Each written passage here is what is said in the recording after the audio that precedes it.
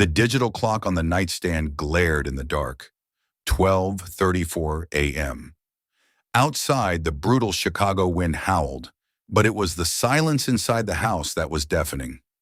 Ethan stood by the frosted window, watching the familiar headlights of their family SUV finally pull into the driveway. He exhaled a sigh of relief until the engine didn't turn off. 5 minutes passed, then 10. The exhaust plumed like white smoke signals in the freezing night.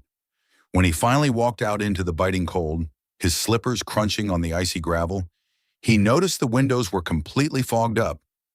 He wiped away a circle of condensation on the passenger side glass, and in that split second, the 8 years of his marriage shattered into irreparable, bleeding pieces right before his eyes.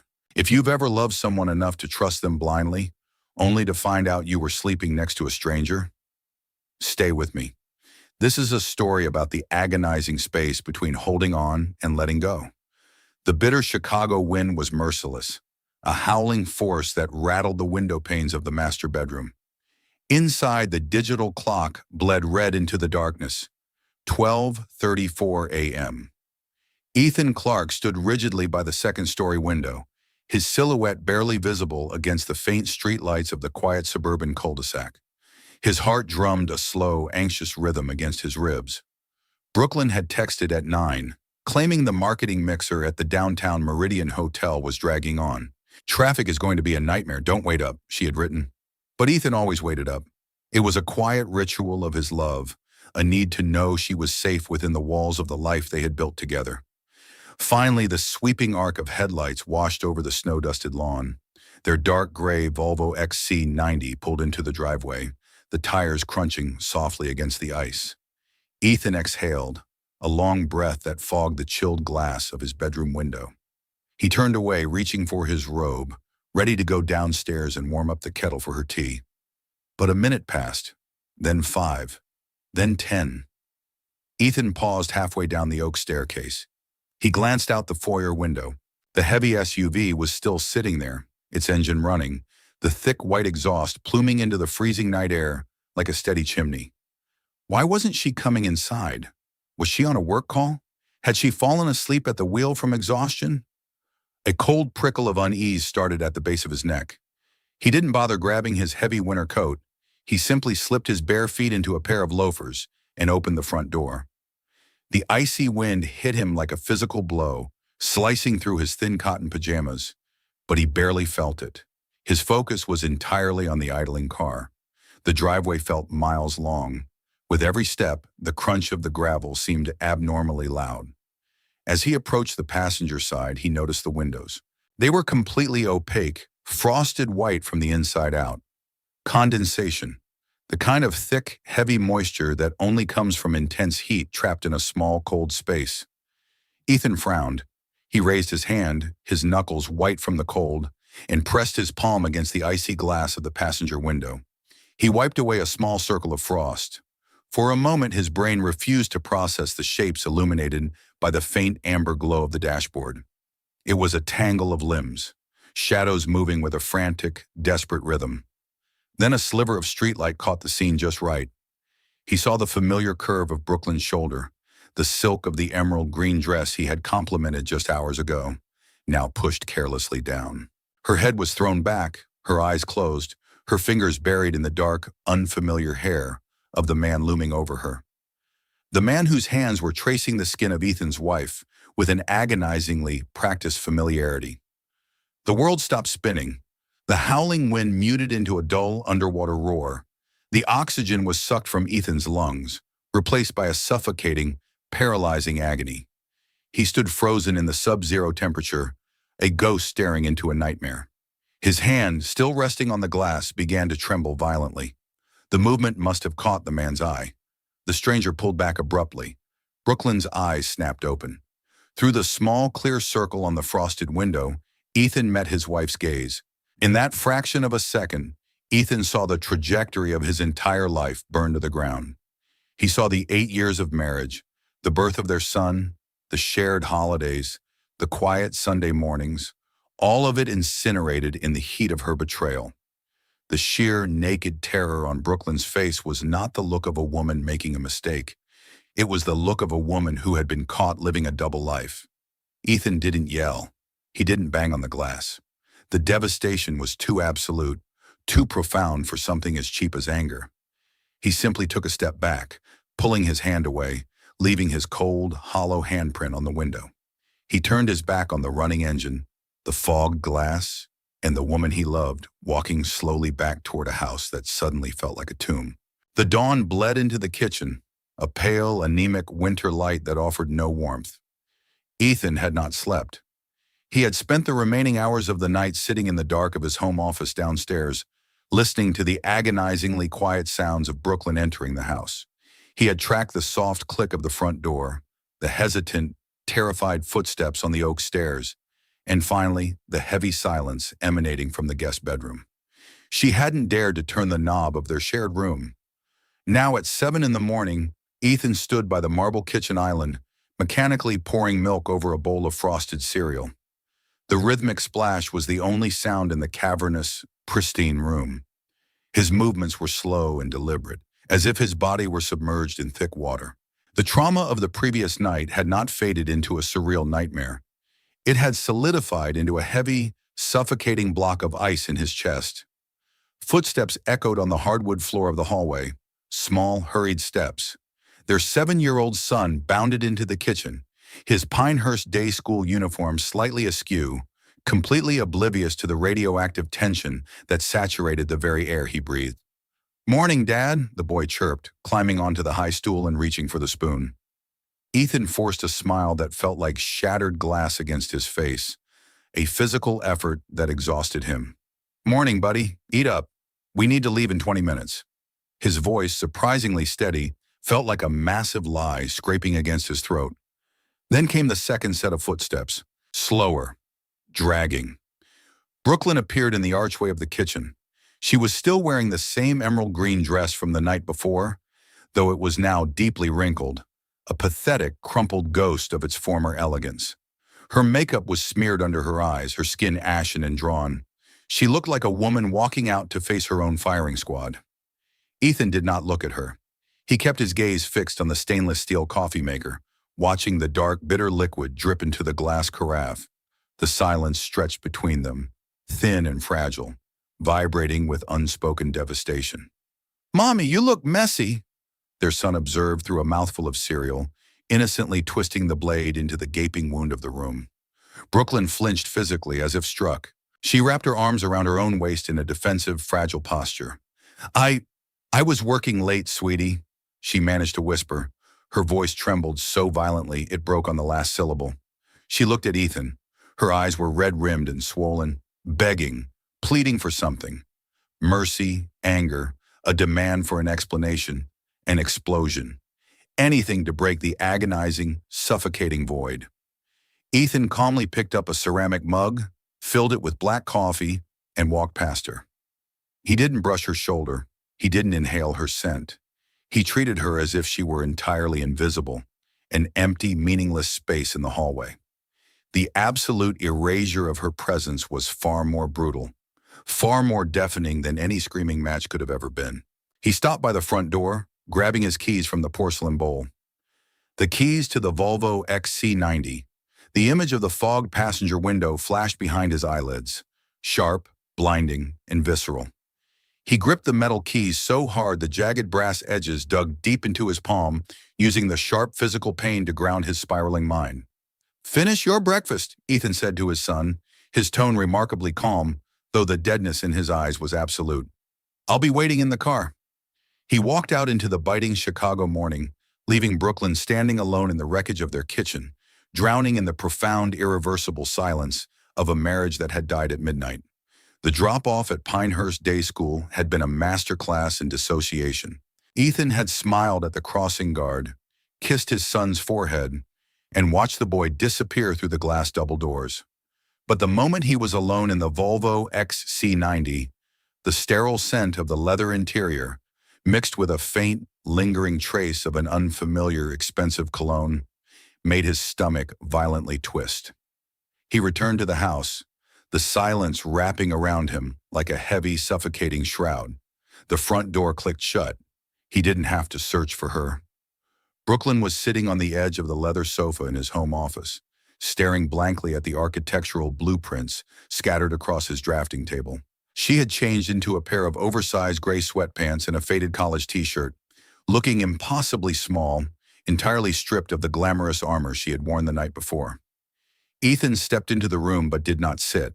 He stood by the window, the harsh morning light casting long, unforgiving shadows across his face. He studied her with the detached, clinical precision he reserved for a structurally compromised building. The foundation had cracked. He simply needed to know how deep the rot went. "I don't want a performance, Brooklyn," Ethan said. His voice was entirely flat, stripped of the familiar warmth she had basked in for 8 years. "I just want the blueprint of what I saw." She flinched at the absolute coldness in his tone. A fresh wave of tears spilled over her swollen eyelids, dropping silently onto her tightly clasped hands. "Ethan, please. I I don't know how it happened. It was a mistake. A terrible, stupid mistake." "Mistakes are missing an exit on the freeway," Ethan replied, his gaze unblinking. "What you were doing in our driveway, in the car we used to drive our son to school, required a series of very deliberate choices. It required intent." He watched her chest heave, listening to the jagged, uneven rhythm of her breathing. He waited. The quiet in the room stretched until it felt like a taut steel wire ready to snap. "It meant nothing," she whispered, her voice cracking into a desperate plea. She looked up, her eyes begging for a lifeline he refused to throw. "I swear to you, Ethan, it meant absolutely nothing." The phrase struck him with the force of a physical blow, not because it hurt, but because it was so remarkably ordinary, so predictably pathetic. He felt a bitter, acidic laugh scrape against the inside of his ribs, though his face remained a mask of stone. "If it meant nothing," Ethan murmured, taking a single, deliberate step closer, though he kept a vast emotional chasm between them, "then why did you risk everything for it?" Brooklyn opened her mouth, but no sound came out. She shook her head desperately, burying her face in her hands. She was drowning in her own guilt, frantically deflecting the harsh light he was trying to shine into the dark, hidden corners of her betrayal. She offered only tears, somehow expecting them to wash away the catastrophic wreckage she had caused. But Ethan was an architect. He built things to endure the elements. He knew intimately that water only rotted the wood further. As he stood over her weeping form, he realized with a sickening, absolute clarity that the interrogation was pointless. The woman sobbing on his sofa was a stranger, entirely incapable of offering him the truth because she was too terrified to face the ugliest parts of herself. The confrontation yielded no real answers, only the profound, agonizing confirmation that the wife he thought he knew had simply ceased to exist. The drafting table in Ethan's home office had always been a sanctuary of absolute precision. Here the world made logical sense. Lines intersected at exact angles. Physical weight was calculated and distributed evenly to prevent structural failure.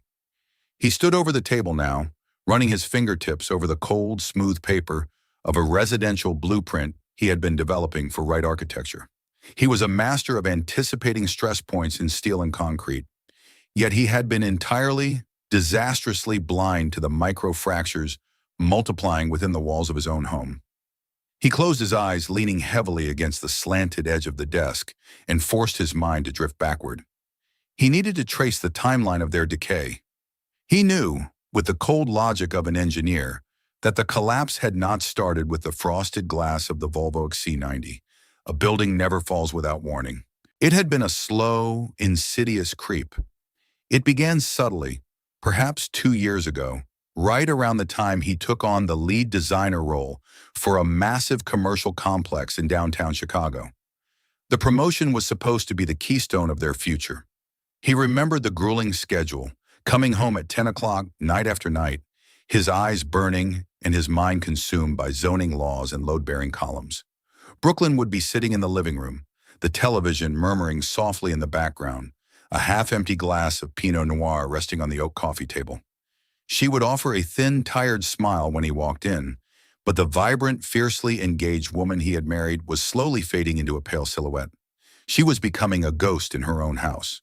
He recalled their anniversary dinner last winter, an expensive, hollow evening at a high-end restaurant near the Meridian. He had spent half the meal glancing down at his phone, responding to urgent emails under the white linen tablecloth.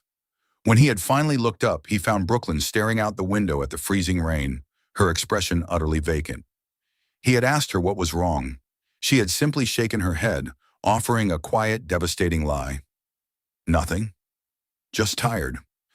Ethan had accepted the lie because it was convenient. He had convinced himself that the growing distance between them was merely a temporary tax they had to pay for a comfortable life, for the pristine house in the suburbs, for their son's tuition at Pinehurst Day School. He believed he was building an impenetrable fortress for his family, entirely oblivious to the fact that his wife was quietly suffocating behind its heavy doors. The signs had been there, scattered like debris before a major storm. The way she had gradually stopped asking about his day, the sudden, guarded way she handled her phone, the screen always angled slightly away from his line of sight.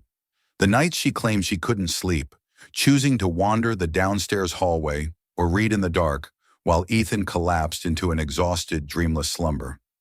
He opened his eyes, staring down at the complex geometry of the blueprint. The materials always groan before they snap. The foundation shifts before it breaks. Brooklyn had been slipping away, drowning in a quiet, isolated desperation. And instead of reaching out to pull her back to the surface, Ethan had simply worked harder, building the walls higher and thicker until they could no longer see each other at all. The act of betrayal in the driveway was entirely her choice, a violent, deliberate demolition of their sacred vows. But the silent, pervasive rot that had made the structure vulnerable enough to fall in the first place, that was a failure they had authored together. The house was suffocatingly quiet, the silence broken only by the low mechanical hum of the refrigerator. Ethan sat alone at the kitchen island, staring at the sleek silver casing of Brooklyn's iPad. It had been left on the marble counter, a careless oversight born of her profound exhaustion and panic. For 8 years, Ethan had never been the type of husband to sift through his wife's digital life. Trust had always been the invisible mortar holding the bricks of their marriage together, but the mortar had turned to dust, and the structure was in ruins. There was no moral high ground left to protect. He flipped the magnetic cover open. The screen flared to life. It wasn't passcode protected. She had been looking at a recipe 2 days prior. His hands moved with a cold, terrifying detachment. He opened her messages app. The recent threads were suspiciously clean, scrubbed of anything incriminating. But Ethan was meticulous. He tapped into the recently deleted folder, a feature she had evidently forgotten in her frantic haste to erase her tracks. There was a single unsaved number, a chain of deleted texts spanning months. He didn't read them. He couldn't stomach the actual words yet. Instead, he clicked on the contact information. An email address was tethered to the number, d.stone.creative@gmail. Derek Stone. Ethan slowly pushed the iPad away and pulled his own laptop closer. The harsh, bluish glow of the screen illuminated the hollow, dark circles under his eyes. He typed the name into the search engine, a digital autopsy of his own marriage. The breadcrumbs were painfully easy to follow. A professional portfolio, a public Instagram account. He clicked the link. His chest violently tightened, the oxygen escaping his lungs in a sharp, ragged hiss. He was looking at the face of the man from the fogged-up Volvo. Derek Stone was a freelance art director, operating out of a trendy, exposed brick loft in the downtown district. As Ethan scrolled through the grid of photos, the agonizing obsession took root, bearing its jagged claws deep into his psyche. The comparison was a brutal, self-inflicted torture, an involuntary reflex he was entirely powerless to stop. The man was the antithesis of everything Ethan was. Where Ethan was structured, clean-cut, and pragmatic, measuring his life in precise angles and predictable routines, Derek radiated a chaotic, effortless magnetism. He had dark, slightly unkempt hair, a rugged jawline shadowed by perpetual stubble, and eyes that held a reckless, unrestrained spark. In one photo, Derek was laughing over a bourbon in a dimly lit jazz club, the Blue Moon Bar, a place Ethan and Brooklyn had not visited since their 20s. Ethan analyzed every pixel, every cryptic caption, every timestamp. He cross-referenced the dates with his own memory. Was this photo posted on the weekend she claimed she was at a corporate retreat in Miami? Was this the night she said she was working late on a marketing pitch? He looked down at his own hands, calloused from drafting pencils and gripping the steering wheel of a sensible family SUV. He looked at his reflection in the dark glass of the kitchen window, a tired, aging man, drowning in responsibilities and mortgages. He was a safe, predictable harbor. Derek Stone was a wild, untamed storm, and Brooklyn, it seemed, had grown desperately suffocated by the safety. The poison of inadequacy seeped into Ethan's veins, thick and corrosive. It wasn't just the sheer physical betrayal that was destroying him. It was the agonizing realization that she had chosen a universe where he fundamentally did not belong. He closed the laptop with a soft, definitive click. The ghost now had a name, a face, and a vibrant, unapologetic life, and the sheer weight of his existence was slowly crushing Ethan into a fine, irreparable dust. The invitation to the Right Architecture annual winter gala had been pinned to their stainless steel refrigerator for a month. In any other reality, Ethan would have adjusted his silk tie in the hallway mirror, kissed his wife's bare shoulder, and complained about the open bar's predictably cheap bourbon. Tonight, however, the tailored black tuxedo felt like a suffocating straitjacket, and the woman walking silently beside him into the Rosewood Country Club was a heavily armed ghost. They had driven to the event in the Volvo XC90. Neither had spoken a single syllable during the 40-minute commute from the suburbs. The air inside the cabin remained thick, permanently poisoned by the memory of the frosted glass and the heavy, frantic movements that Ethan could not unsee. Stepping into the grand ballroom was like plunging into freezing water. The massive crystal chandeliers cast a golden, glittering light over a sea of colleagues, clients, and competitors. A live jazz quartet played a lively, upbeat tempo that grated violently against the absolute, heavy deadness in Ethan's chest. "Ethan! Brooklyn!" Brian Cooper, a senior partner at the firm, boomed over the brass section, waving a scotch glass in their direction. Beside him, Rachel Green, one of the lead interior designers, beamed a blinding, immaculate smile. Instinctively, Brooklyn's hand slipped into the crook of Ethan's arm. The sudden physical contact was a jolt of pure electricity, burning straight through the fine fabric of his suit jacket. His muscles locked defensively.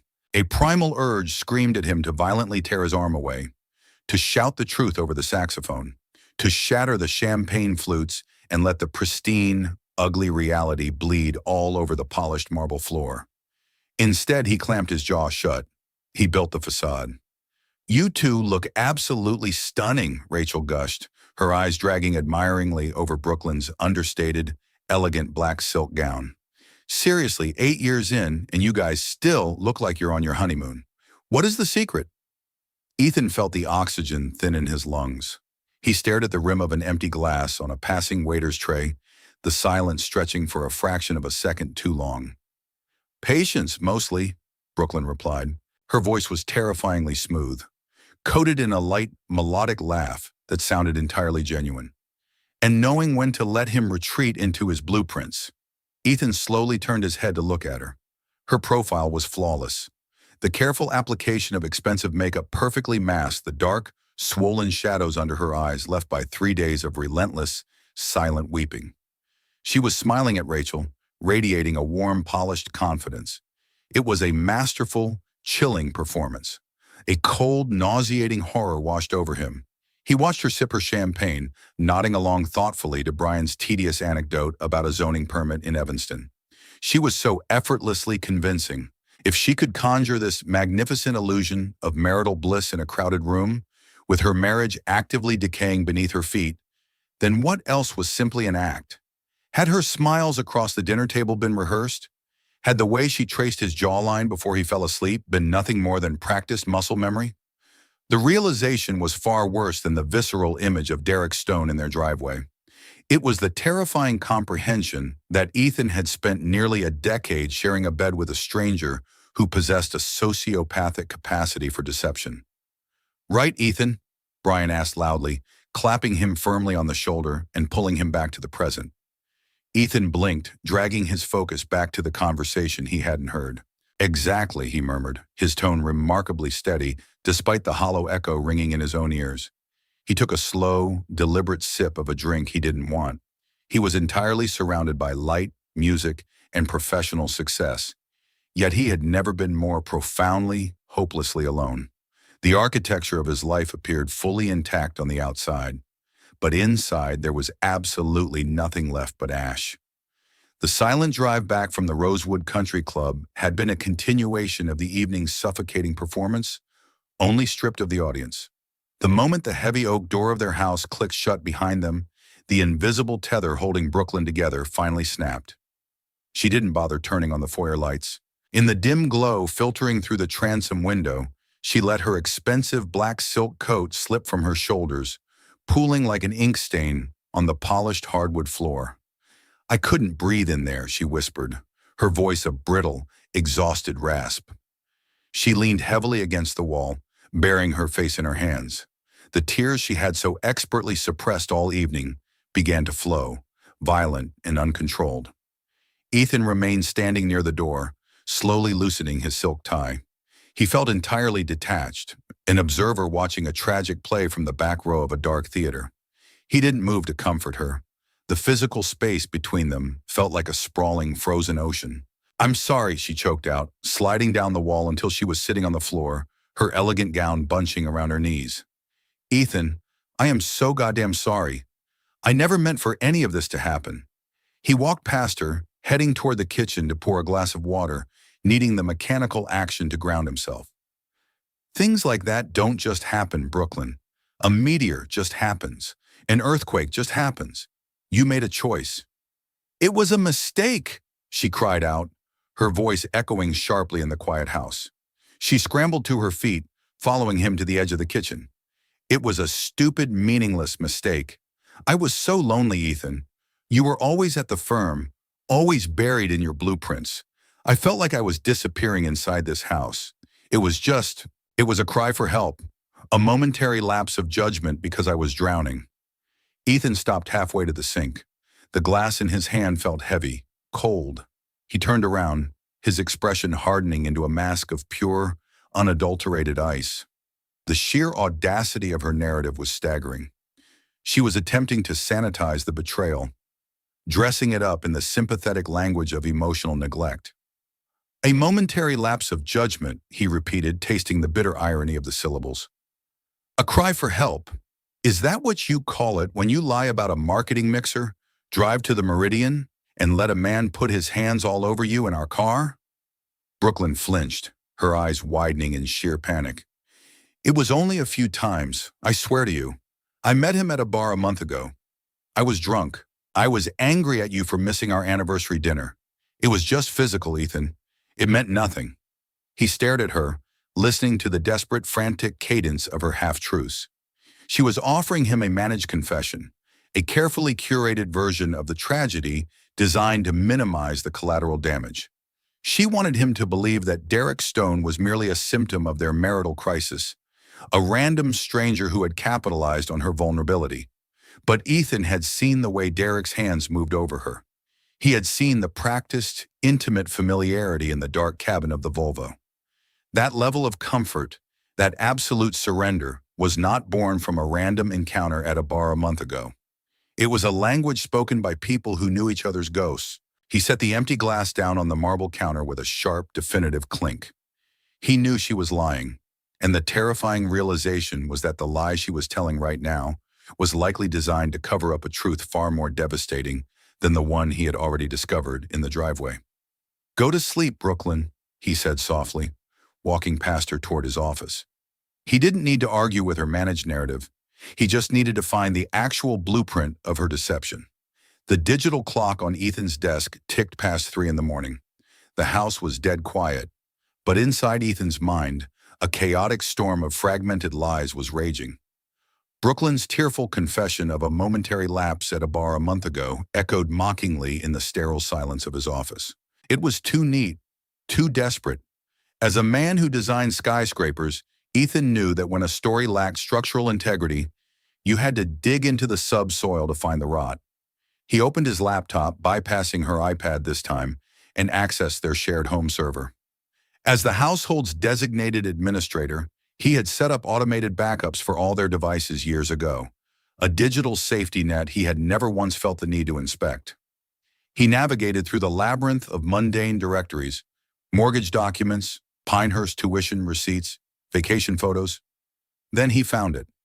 Buried 3 subdirectories deep inside an innocuous folder labeled Old MacBook Backups 2018, there was a compressed password-protected archive simply titled D.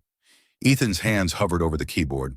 His chest tightened with a dark, suffocating premonition. He tried her birthday, their anniversary, their son's birthday. All failed. He paused, staring at the flashing cursor. Then, with a hollow, sickening feeling in his gut, he typed the date she had claimed was the worst day of her life. The day she told him she had a miscarriage before they were married. A day she refused to talk about. The progress bar flashed green. The archive unzipped.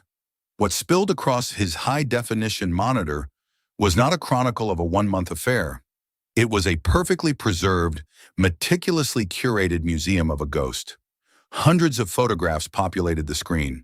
They were dated 10, 11, 12 years ago. Long before Ethan had ever walked into that chic downtown coffee shop and nervously asked for her number. The images hit him with the force of a physical beating. Brooklyn and Derek Stone. Brooklyn laughing on the back of Derek's motorcycle. Brooklyn and Derek tangled in a messy bed in a cramped, sunlit apartment. But it wasn't just the sheer volume of the past that paralyzed Ethan. It was the dates on the emails and messages saved alongside the photos. He clicked on a text thread exported to a PDF. The timestamps did not stop when Ethan and Brooklyn started dating. They did not stop when Ethan proposed. They did not stop on their wedding day. I'm marrying him, D. It's safe. It's what I need right now. But you know where I'll be. Ethan stared at the glowing pixels, reading the message she had sent to Derek exactly 3 days before walking down the aisle to become Mrs. Ethan Clark. The oxygen was violently ripped from the room. The devastation he had felt staring through the frosted glass of the driveway was suddenly dwarfed by an abyss of profound, existential betrayal. The man in the Volvo XC90 wasn't a mistake. He wasn't a symptom of Ethan's neglect or a byproduct of a lonely marriage. Derek Stone was the foundation. Ethan was the temporary scaffolding. He pushed the leather chair back, the wheels scraping harshly against the hardwood floor. He stood up, his legs feeling like they belonged to someone else. He looked at the framed architectural awards on his wall, the symbols of a man who prided himself on building things that lasted. It was a joke, an elaborate, humiliating joke. He had spent a decade pouring his sweat, his love, and his unwavering loyalty into a woman who had kept her bags packed the entire time. Every memory of their 8 years together instantly warped into a grotesque lie. The tender moments, the vows, the birth of their son, Ethan realized with absolute horrifying clarity that he had been an unwitting actor in a play he didn't know he was starring in. He was the safe, predictable harbor she used to survive, while her soul remained irrevocably anchored to the storm. The marriage hadn't just died in the driveway, it had never actually existed. The sun rose over the frozen Chicago suburbs, casting long, pale shadows across the pristine hardwood floors of the Clark residence. Ethan had not moved from his home office. The laptop battery was dangerously low, the screen dimming, but the PDF of the email still burned brightly into his retinas. I'm marrying him, D, but you know where I'll be. Footsteps sounded softly on the stairs. Brooklyn descended, dressed in a thick gray cashmere sweater, clutching a ceramic mug of hot water as if it were a physical anchor. She looked fragile, a woman who foolishly believed she had survived the worst of the storm by offering a sanitized confession the night before. Ethan unplugged the laptop, picked it up, and walked into the kitchen. He set the machine down on the cold marble island, right next to the bowl of organic fruit. Ethan? She asked softly, freezing at the archway. The sheer, terrifying blankness in his eyes made her instinctively take a step back. He turned the laptop so the screen faced her. He didn't say a word. He just waited. Brooklyn stepped closer, her eyes dropping to the glowing display. It took her exhausted brain a few seconds to process the digital interface, the date stamps, the specific damning string of text. When it finally registered, her fingers went limp. The mug slipped from her hands, shattering violently against the tile floor. Hot water pooled around her bare feet, but she didn't even flinch. All the remaining color drained from her face, leaving her a horrific, ghostly white. A month ago, Ethan said, His voice was entirely devoid of modulation. It was the flat, clinical tone of a coroner declaring a time of death. A momentary lapse of judgment, a cry for help because I was working too much on the downtown project. Brooklyn's mouth opened, but her vocal cords were completely paralyzed. She stared at the screen, trapped in the inescapable, blinding glare of her own decade-long deception. "You didn't meet him at the Blue Moon Bar 4 weeks ago," Ethan continued, stepping around the shattered ceramic. "You've known him since before you knew my middle name. You knew him when you stood in that church and promised me your life. You knew him when we brought our son home from the hospital." "Ethan, please," she choked out, her knees buckling slightly. She gripped the edge of the marble counter until her knuckles turned white, desperately trying to keep from collapsing into the puddle of water. "Why did you marry me, Brooklyn?" he asked. The question was stripped of anger, replaced only by a profound, agonizing curiosity. "If you couldn't let him go, why did you use me to build your life?" She squeezed her eyes shut, tears streaming down her pale cheeks. The meticulously constructed facade was obliterated. There were no more half-truths to hide behind. "Because he was a hurricane," she whispered, her voice broken and raw, finally bleeding out the ugliest truth of all. "Derek was chaos. He couldn't give me a home. He couldn't give me safety. I wanted a real life, Ethan. I wanted a family." "So you bought a house with me," Ethan translated smoothly, the architectural precision of his words slicing through her remaining dignity.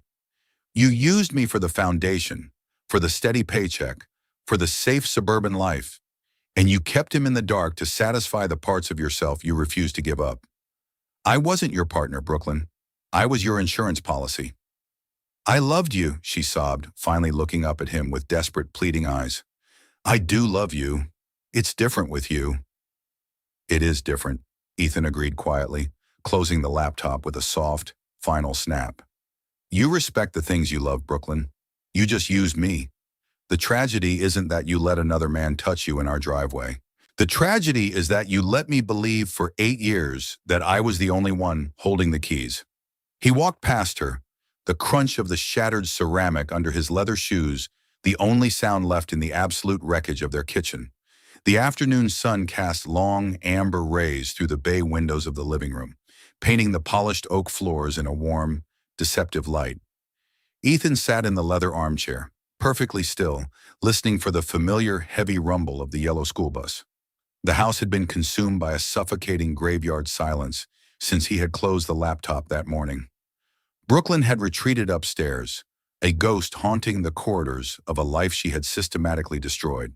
When the front door finally burst open, the sheer, vibrant energy of their 7-year-old son flooded the sterile foyer. The boy dropped his Pinehurst Day School backpack onto the rug, his cheeks flushed from the biting Chicago wind. "Dad, look what we built in art class today," the boy beamed, running into the living room and thrusting a clumsy, brightly painted clay model of a house into Ethan's hands. "It's our house. See? I made the roof extra strong so the snow won't break it." Ethan stared down at the crude, uneven walls of the clay structure. His chest tightened with a physical agony so profound it threatened to crack his ribs. He traced his thumb over the little painted doorway. It was a child's vision of safety, an absolute, unshakable belief that the walls around him would never fall. Footsteps sounded on the stairs. Brooklyn paused at the bottom step, her eyes red and hollow. She looked at Ethan, then at their son, her expression twisting into a mask of pure, paralyzing terror. She knew exactly what was hanging in the balance.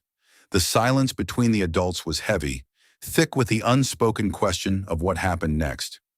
For 8 years, Ethan had believed that love was the ultimate structural reinforcement. He had thought that if he just worked hard enough, provided enough, and loved purely enough, their foundation would hold against any storm. But staring at his son's innocent, expectant face, he finally understood the brutal reality of his profession. You cannot patch a rotted foundation with love. You cannot reinforce a lie. If the core is compromised, the building will eventually collapse. And the heavier the structure, the more devastating the casualties when it falls. If he stayed, if he swallowed the betrayal, the decade-long deception, and the absolute humiliation of being her second choice, he would be teaching his son that a man's dignity was negotiable. He would be raising the boy in a house built on toxic, silent resentment. The roof wouldn't break from the snow. It would cave in from the rot inside. Ethan carefully handed the clay house back to his son, forcing a gentle, albeit fragile, smile.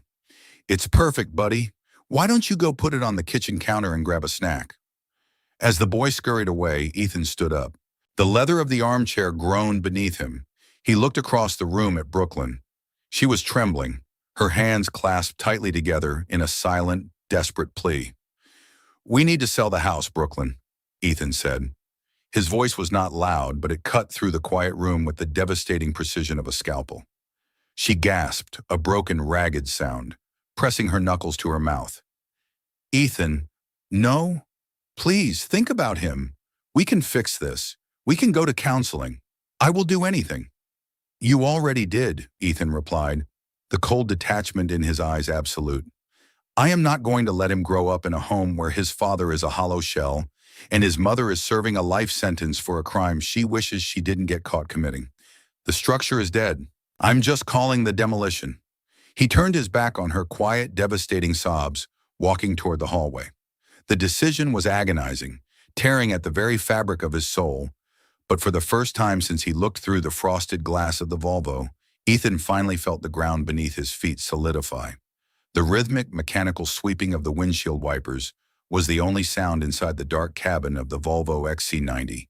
Heavy, wet Chicago snow was falling steadily, illuminated in brief, hypnotic flashes by the passing amber streetlights. They were driving back from the mediator's office in the downtown district, navigating the treacherous, icy roads back to the suburbs for what would be one of the very last times together.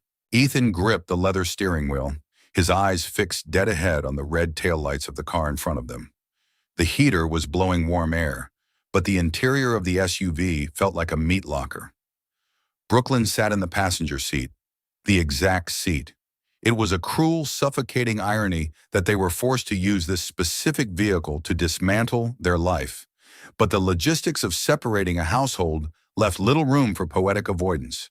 She was pressed as far against the passenger door as physically possible, staring out at the blurred, frozen cityscape. The diamond ring that had caught the light in this very car for 8 years was gone, leaving behind a pale, indentated band of skin on her left hand. A ghost of a promise that had never truly existed. "I packed the last of the boxes from the master closet," Brooklyn said quietly. Her voice lacked the frantic, desperate pitch of the previous days. It was hollowed out, scraped clean by the sheer exhaustion of her own ruin. "The movers are coming tomorrow at 10. Make sure they don't block the driveway," Ethan replied, his tone perfectly level, devoid of any malice or warmth. "The salt truck usually comes through around 11. "I will." The silence returned, settling over them like a heavy wool blanket. The blistering rage that had consumed Ethan during the interrogation and the revelation of the hidden digital archive had finally burned itself out. What remained in its wake was an endless, barren landscape of ash. He didn't want to yell at her anymore. He didn't want to demand explanations or dissect the decade-long lies she had woven with Derek Stone. He was simply, profoundly tired. They stopped at a red light. The snow swirled wildly in the glow of the intersection. Brooklyn turned her head slightly, looking at Ethan's profile in the dim dashboard light. "I am sorry, Ethan," she whispered into the dark space between them. "Not just for the driveway. For all of it. For trying to force you to be the anchor when I knew I was still tied to the storm. You didn't deserve to be a casualty of my cowardice." Ethan kept his eyes on the traffic light, watching the red glow bleed through the falling snow. It was the most honest thing she had said since the night the world collapsed. There were no defensive maneuvers, no half-truths to soften the blow. Just the ugly, tragic reality of two people who had failed each other by pretending to be something they weren't. "We spent 8 years building a fortress," Ethan murmured, the weight of the realization pressing down on his chest. "We picked out the best materials, we mapped out the strongest foundation, and we made sure the walls were impenetrable. We did everything perfectly on paper." The light turned green. Ethan slowly eased his foot off the brake, accelerating smoothly into the freezing night. "It's just a shame," he added, his voice barely rising above the hum of the engine and the sweeping of the wipers, "that we built a beautiful house, but we completely forgot to build a home." Brooklyn closed her eyes, a single silent tear slipping down her cheek, reflecting the harsh dashboard lights before vanishing into the collar of her coat. There was nothing left to argue. There was nothing left to salvage. The drive continued in absolute silence, carrying them toward the inevitable end of the road. The mahogany conference table in the downtown Chicago law firm was expansive, cold, and entirely devoid of life. It was a fitting, sterile altar for the sacrifice of an 8-year marriage. Ethan sat rigidly in a high-backed leather chair, his tailored charcoal suit feeling less like professional attire and more like heavy, impenetrable armor. Across the polished expanse of expensive wood sat Brooklyn. The room was silent save for the muted, rhythmic ticking of a silver wall clock and the soft rustle of heavy legal paper. Two impeccably dressed attorneys, professionals who traded human tragedy for billable hours, slid the thick stack of dissolution documents to the center of the table. As agreed in mediation, Ethan's attorney murmured, his voice a flat, practiced drone. He pointed a heavy gold pen at the first page of the decree. Joint legal and physical custody of your son, alternating major holidays. The Pinehurst Day School tuition will be divided equally. The sale of the suburban property has been finalized, with the escrow funds scheduled to be dispersed to your separate accounts by Friday morning. Ethan stared at the neat black typeface. It took less than 5 minutes of bureaucratic summarization to completely dismantle nearly a decade of shared existence. The vows they had spoken in a sunlit church, the late-night anxieties over their newborn son's fever, the quiet Sunday mornings, all of it had been effectively reduced to bullet points, asset columns, and custody schedules. He slowly lifted his gaze to look at the woman sitting across from him. Brooklyn was dressed in a simple, understated beige trench coat, her posture entirely defeated. She looked nothing like the vibrant, glamorous woman he had married, nor the deceitful stranger he had caught in the fogged-up Volvo XC90. She was just a broken, exhausted person, entirely hollowed out by the sheer weight of her own choices and the ghost she had refused to leave behind. "Whenever you're ready, Mrs. Clark," her attorney whispered gently, sliding a silver pen across the table toward her. Brooklyn's hand trembled violently as she reached for the barrel. She hovered the nib over the thick parchment of the final signature page. For a long, agonizing moment, she couldn't move. She looked up, her red-rimmed, devastated eyes meeting Ethan's across the table, silently begging for a microscopic reprieve that they both knew was structurally impossible. The foundation was gone. There was absolutely nothing left to stand on. Slowly, painfully, she lowered her hand. As she traced the cursive letters of her married name for the very last time, a single, heavy tear escaped her eyelashes. It fell directly onto the paper, landing with a soft, devastating tap. The drop of salt water instantly bloomed into the dark blue ink, blurring the word Clark into an illegible smudge. Ethan felt a strange phantom ache in his chest, not of anger and no longer of betrayal, but a profound, sweeping sorrow for the death of an illusion he had loved so fiercely. He took the pen from his own attorney, his hand perfectly steady, and signed his name beside hers. It was over. 15 minutes later, they stood together on the freezing concrete of the sidewalk outside the towering glass building. The brutal wind coming off Lake Michigan whipped around them, but the morning sun was remarkably bright, casting harsh, blinding reflections off the skyscrapers. The black town car Brooklyn had called was waiting at the curb, its exhaust pluming in the icy air. She pulled her coat tighter around her shoulders. She looked at Ethan one last time, the space between them now legally, permanently vast. "I hope you find peace, Ethan," she whispered, her voice fragile, the wind nearly stealing her words before they reached him. "I really do." Ethan looked at her, seeing past the exhausted woman to the hollow structure of the life they had tried to force into existence. He thought of the architectural blueprints, the expensive mortgage, the perfectly curated living room, and the agonizing, decades-long lie that had infected it all. "We built a beautiful house, Brooklyn," Ethan said quietly, his voice carrying the final heavy weight of absolute acceptance. "It's a shame we forgot to build a home." He didn't wait to watch her get into the car. He simply turned away, walking down the crowded, freezing Chicago street, finally stepping out of the wreckage and into the cold, necessary light of a new reality.